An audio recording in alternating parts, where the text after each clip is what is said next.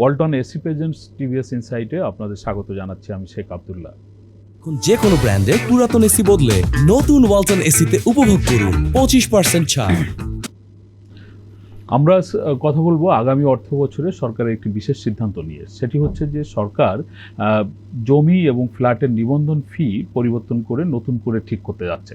বলা যেতে পারে সরকার এটি কমাতে যাচ্ছে। বাংলাদেশে আসলে অনেক দিন ধরেই এই বিষয়টি আলোচিত যে বাংলাদেশে জমি এবং ফ্ল্যাটের নিবন্ধন যে দরে হয় বেচা কিনা আসলে বাস্তবে সেই দরে হয় না। অনেকে তাদের কালো টাকা এর মাধ্যমে সাদা করে ফেলেন, আবার অনেকের ন্যায্য সম্পত্তি বিক্রি করার পরে তাদের টাকা কালো হয়ে যায় বা তারা করের মধ্যে দেখাতে পারেন না। এটি নিয়ে বিভিন্ন পক্ষের নানান ধরনের মতামত রয়েছে। কেউ বলে থাকে যে এই ব্যবস্থাটা কোনো কোনো ক্ষেত্রে আমাদের জন্য ভালো, আবার কোনো কোনো সময় আমাদের জন্য এটি ভালো না। দিন শেষে বাংলাদেশের সরকার রাজস্ব থেকে এই বিষয়ে বঞ্চিত হন। সরকার এরকম একটি প্রেক্ষাপটে এই সিদ্ধান্ত নিয়েছে যে এটি কমিয়ে প্রকৃত দামে যাতে গ্রাহকরা তাদের সম্পত্তি বেচাকেনা করেন এবং সেটি নিবন্ধন করেন, সেটি যাতে নিশ্চিত হয়, সেই জন্যই এই উদ্যোগ। কোথায় কতটুকু কমছে বা এর সুফল কি হতে পারে এই নিয়ে টিভিএসে আজ লিড নিউজ প্রকাশিত হয়েছে। নিউজটি করেছেন টিভিএসের বিশেষ প্রতিনিধি আবুল কাশেম। আমরা তার কাছ থেকে সরকারের পরিকল্পনা এবং পরিকল্পনার প্রেক্ষিতে এগুলো জানবো। আবুল কাশেম, আপনাকে স্বাগত জানাচ্ছি। আপনার যে আজকের স্টোরি, আপনি বলছেন যে সরকার আগামী অর্থ বছরের থেকে জমি, ফ্ল্যাট বা এই ধরনের স্থাবর সম্পত্তি নিবন্ধনের ক্ষেত্রে নতুন ধরনের কর নির্ধারণ করবে বা কর কমিয়ে আনবে। সরকার আসলে এই প্রেক্ষাপটে এই সিদ্ধান্ত নিচ্ছে এবং এইটা কেমন হবে?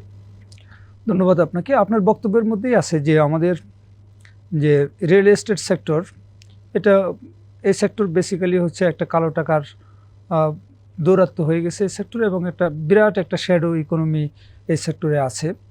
যে আপনি একটা ফ্ল্যাট কিনলেন, সেটা 2 কোটি টাকা, আপনি কিন্তু রেজিস্ট্রেশন করতেছেন 50 লাখ টাকা দাম দেখিয়ে।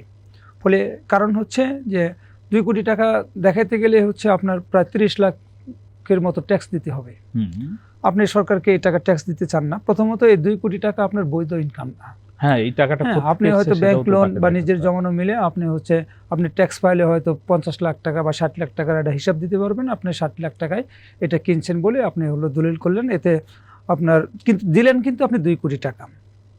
ফলে বাকিটা আপনার অবৈধ ইনকাম আপনি দিয়ে দিলেন, আপনার এই সম্পদ হলো, সরকার রেভিনিউ পেল না। আবার আমি যে আপনার কাছে বিক্রি করলাম 2 কোটি টাকায়, কিন্তু যেহেতু দলিলে আছে এটা আমি 60 লাখ টাকায় বিক্রি করছি বা 50 লাখ টাকায় বিক্রি করছি, আমার কিন্তু 1 কোটি 40 লাখ টাকা কালো টাকা হয়ে গেল। আমি সেই টাকা, আমি বৈধ মালিক, সম্পত্তি বিক্রি করছি, যেহেতু দলিলে নাই, আমি এটা হচ্ছে আমার ইনকাম ট্যাক্সে আমি শো করতে পারছি না যে আমি এই টাকা আসলে, তাহলে আমার এই টাকার উৎস কী। এরকম একটা বিষয়টা দীর্ঘদিন ধরেই ছিল। তো সরকার বেসিক্যালি এটা হচ্ছে এবার দূর করতে চাচ্ছে। আর আবাসন ব্যবসায়ীদের রিহাবের একটা দীর্ঘদিন ধরে দাবি ছিল যে আমাদের দেশে জমি এবং ফ্ল্যাট রেজিস্ট্রেশন রেট অনেক বেশি। এটা বেশি থাকার কারণে অনেকে রেজিস্ট্রেশন করে না বা রেজিস্ট্রেশন করার সময় ট্যাক্স ফাঁকি দেয়। তো এটা হচ্ছে কমে আনার।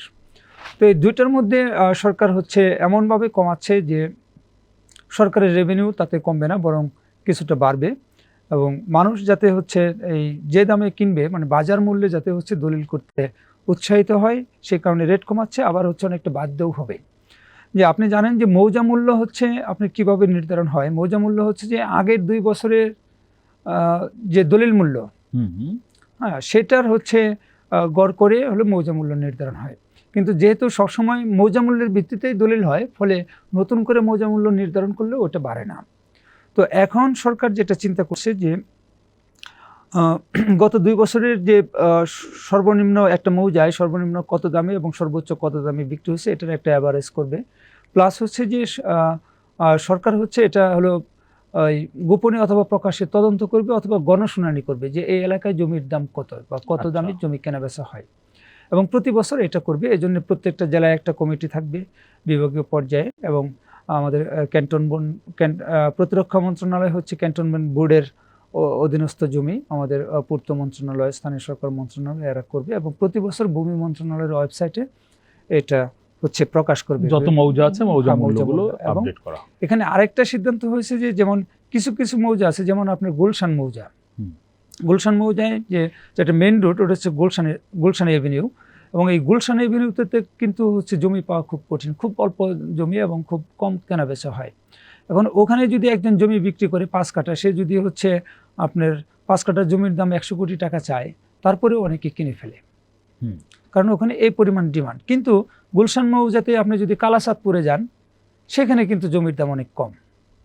ফলে এই যে একই মৌজায় যে মানে জমির দামের যে একটা আকাশ পাতাল তফাৎ রাস্তার পাশে বা একটু দূরে, তো এইটা দূর করার জন্য প্রয়োজনে হচ্ছে একটা মৌজাকে কয়েকটা ক্লাস্টারে তারা ভাগ ভাগ করা করতে হতে পারবে, পারে। যে এই ক্লাস্টারে জমির দাম এরকম, এই ক্লাস্টারে জমির দাম এরকম। এটা হচ্ছে সরকার সিদ্ধান্ত নিয়েছে।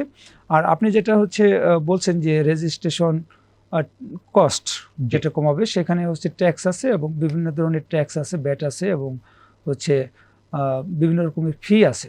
হুম। তো এখানে যদি বলি যে রেজিস্ট্রেশন ফি এখন 1% আছে, এটা 1%ই থাকবে। এরপরে আছে হচ্ছে আপনার স্ট্যাম্প ফি, যেটা এখন 1.5% আছে, এটা সরকার 1% করার প্ল্যান করছে।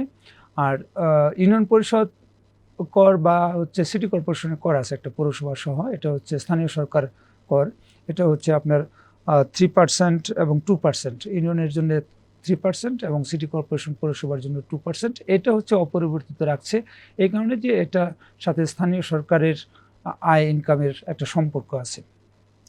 এর বাইরে আছে হচ্ছে আপনার বিভিন্ন রকমের গেইন ট্যাক্স। আমি যদি পত্রিকাটা একটু দেখে বলি যে ঢাকা সিটি কর্পোরেশনের মধ্যে ক থেকে ঘ পর্যন্ত শ্রেণী আছে জমির।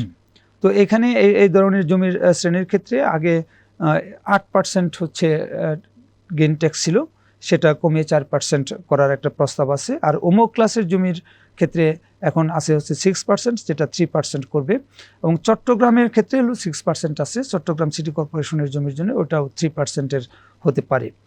আর ঢাকা, চিটাগাং, নারায়ণগঞ্জ এবং গাজীপুরে সিটি কর্পোরেশনের বাইরে যেসব এলাকাটা আছে, সেখানে আগে হচ্ছে এই 4% গেইন ট্যাক্স ছিল, যেটা নতুন বাজেটে 2% করার প্রস্তাব হতে পারে। এবং আর এই সিটি কর্পোরেশনের বাইরে মানে অন্যান্য এলাকা হচ্ছে সারা দেশের অন্যান্য এলাকা, সেখানে হচ্ছে আপনার গেইন ট্যাক্স ছিল 2%, সেটা 1% করবে, এরকম একটা আমরা শুনতে পাচ্ছি। সামগ্রিকভাবে কি একটা হিসাব বলা যেতে পারে যে সামগ্রিকভাবে হিসাবটা আমি বলছি যে এখানে সামগ্রিকভাবে হিসাব হচ্ছে এভাবে বলা যায় যে এখন হচ্ছে জমি রেজিস্ট্রেশনে আপনার 14 থেকে 16%-এর মতো ট্যাক্স দিতে হয়, যেটা কমে 8 থেকে 9%-এর মধ্যে আসবে। কারণ আপনার অ্যাকচুয়াল ফিগারটা বলা যায় না, যে আপনার জমিটা কোন এলাকার তার উপরে হচ্ছে ট্যাক্সের রেটটা ডিফারেন্স হচ্ছে, এটা একটা জিনিস। আর এখন যে বিদ্যমান ব্যবস্থা সেখানে আছে যে ফ্ল্যাটের ক্ষেত্রে আছে যে 1600 স্কোয়ার ফিট পর্যন্ত আপনার ফ্ল্যাটের হচ্ছে 2% ব্যাট আছে। তো এটা আগামী অর্থবছর কমিয়ে হলো 1% করার একটা সম্ভাবনা আছে। আর বিদ্যমান ব্যবস্থায় যে 1600 স্কোয়ার ফিটের উপরে যে ফ্ল্যাটের সাইজ, সেটা হচ্ছে 4.5% ব্যাট। তো নতুন অর্থবছর এটাকে হচ্ছে ভেঙে দুটা করা হচ্ছে, যে 1601 থেকে 2400 হলে 2%, আর হলো 2400 স্কোয়ার ফিটের উপরে হলে 3% ব্যাট ইম্পোজের কথা আলোচনা হচ্ছে।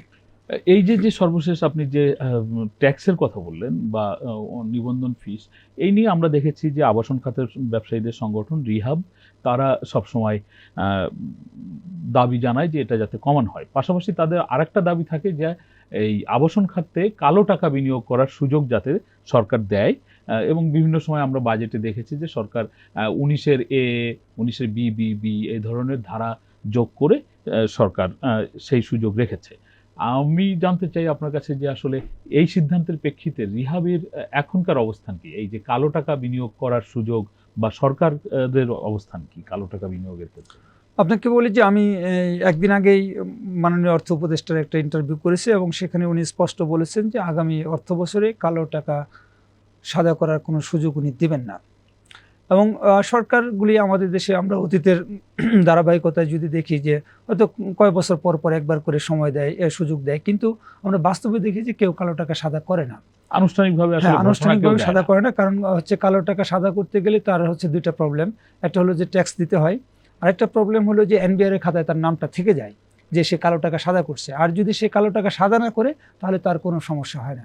বাংলাদেশে কালো টাকার মালিক আছে কে কে আছে এটা অনেকেই জানে, আমরা সাংবাদিকরাও 2-4 জন তো নাম অন্তত জানি। জানি, যেহেতু তো যারা সরকার চালায় তারা আরও বেশি জানে, এবং তারা কে কোথায় ইনভেস্ট করতেছে এসব তথ্য সরকারের কাছে আছে। কিন্তু সরকারগুলি কখনোই তাদের বিরুদ্ধে হচ্ছে ব্যবস্থা নেয় না বা কঠোর হয় না।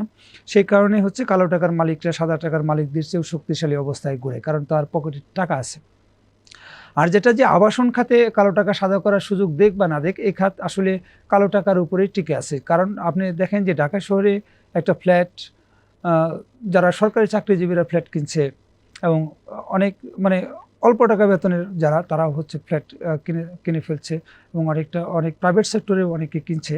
তো এইগুলি হচ্ছে যে হয় কারো ফ্যামিলির আর্থিক অবস্থা ভালো থাকতে পারে, সবাই গরিব সেটা না, কিন্তু ম্যাক্সিমামের হচ্ছে এখানে কালো টাকা আছে।